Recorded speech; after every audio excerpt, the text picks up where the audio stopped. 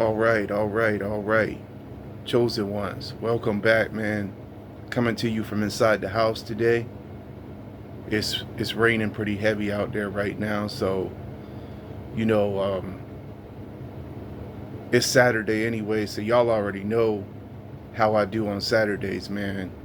I recognize Saturday as the Sabbath day, so you know, I'm just gonna kind of just fall back for a minute and rest today.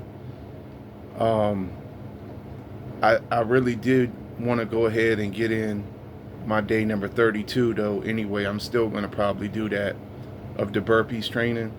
But right now, I just wanted to come to you with this video because I didn't get to do this last Saturday because something happened to my refrigerator and I had to order a part for the defrost heater element inside my freezer. So that's supposed to be coming. Then I got to put that back on. And yeah, so that kind of threw a monkey wrench in my, my plans last Saturday for doing this. So this Saturday, I kind of want to do this again because I like to think about these men in the Bible who went through severe trials and tribulations because of their faith, because this kind of helps me to, I don't know, just to feel better about everything, although it still is very hard being a chosen one and going through what we have to go through to deal with out here in this world, man, with all these wicked and evil people and these wicked and evil rulers and stuff like that. But I wanted to go ahead and read this in Daniel, man, about him and what happened to him. And it just helps me to remind myself of what wicked and evil people get from messing with chosen ones. Okay, so let's just go ahead and I'm gonna go ahead and read here. So if you are in if you got your Bible or whatever, I'm in Daniel chapter number 6, and I'm gonna start right here from the very beginning. I'm gonna read this whole chapter. It shouldn't take too long, but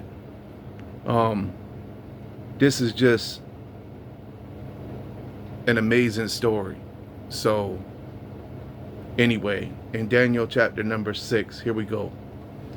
It says in verse number 1, it pleased Darius to appoint 120 satraps to rule throughout the kingdom, with 3 administrators over them, one of whom was Daniel.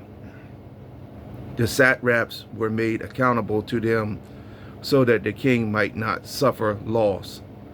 Now Daniel so distinguished himself among the administrators and the satraps by his exceptional qualities that the king planned to set him over the whole kingdom. At this, the administrators and the satraps tried to find grounds for charges against Daniel in his conduct of government affairs, but they were unable to do so.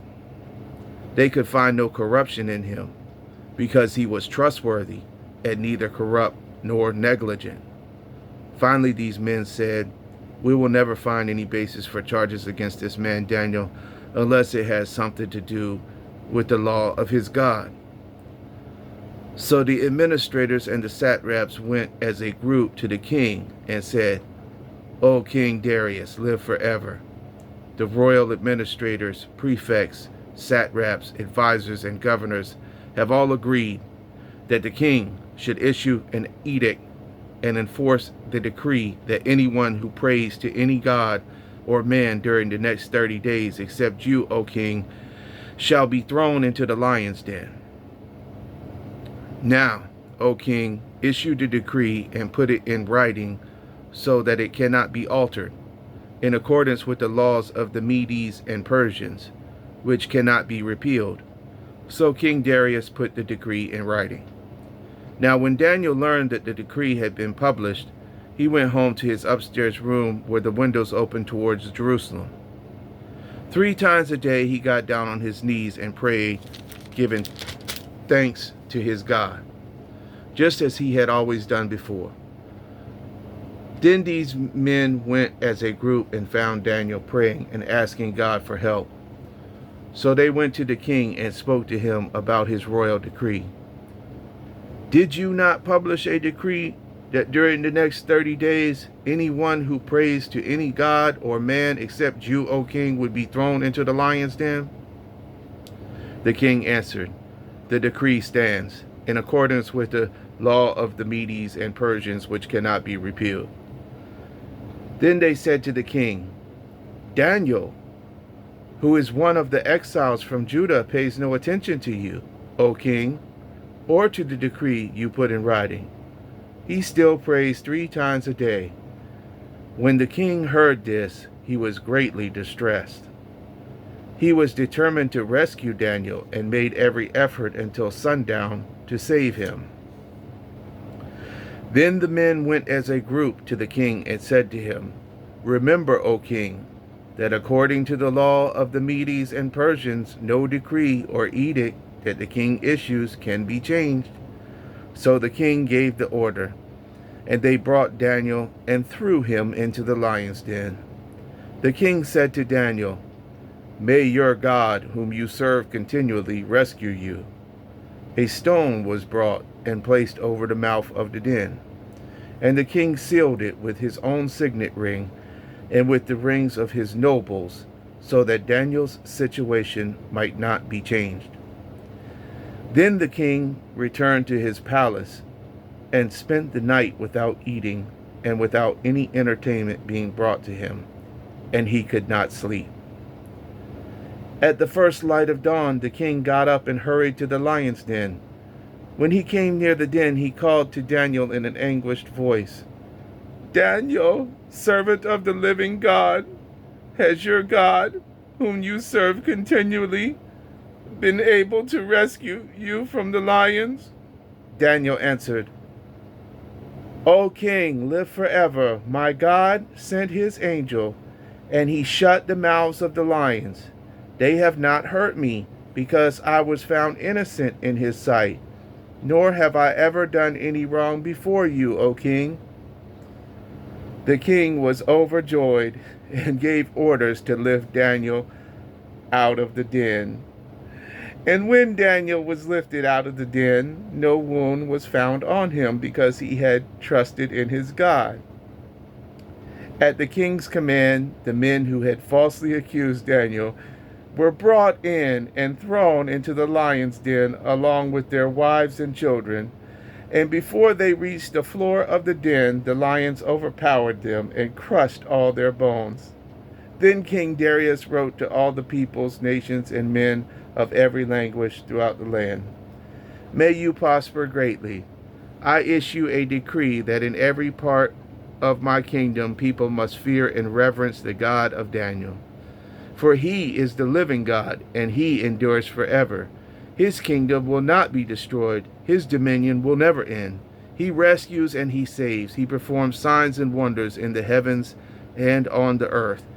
He has rescued Daniel from the power of the lions. So Daniel prospered during the reign of Darius and the reign of Cyrus the Persian. So that's what happens to wicked and evil people who try to destroy an innocent person. They ended up being thrown into the same den they tried to put Daniel in. So, but it's a terrifying situation, when you have to be thrown into a lion's den, man, or something like that, because of your faith, and just because of people who are mad at you because they constantly monitoring and looking for something wrong with you, but they can't find nothing wrong with you. So, this is what I was talking about before happens to the chosen ones, man. And it's really, something that is very frustrating. It's another reason why, you know, I don't even want to be a chosen one, man. You know, I wish I was not this way, you know, and it's caused a lot of loss in my life, man, because of standing for the truth and standing for what's right. But at the end, you know, I know that the pit that all my enemies had dug for me, they have to fall into it themselves, just the same way Daniel's enemies got thrown into the pit of the lion's den that his enemies wanted to throw him into. So, you know, that's just something to think about today. You know, something to think about, something to reflect on today. And I just felt good to read that story again. It felt good to read that story again in Daniel chapter 6 about that. And I think probably next Saturday, I'll go ahead and read the story about Shadrach, Meshach, and Abednego and what they had to go through and what they had to face because of their faith as well. And until then, I think I'll just, you know, be put at peace and solace today by knowing that wicked and evil people don't get away with what they do to innocent people. Because it has seemed like, and I'm gonna be honest with you, like the people who did what they did to me got away with what they did to me. You know, but I just keep trusting in God, praying to God every day, kneeling down, praying to God every day, like Daniel, every day,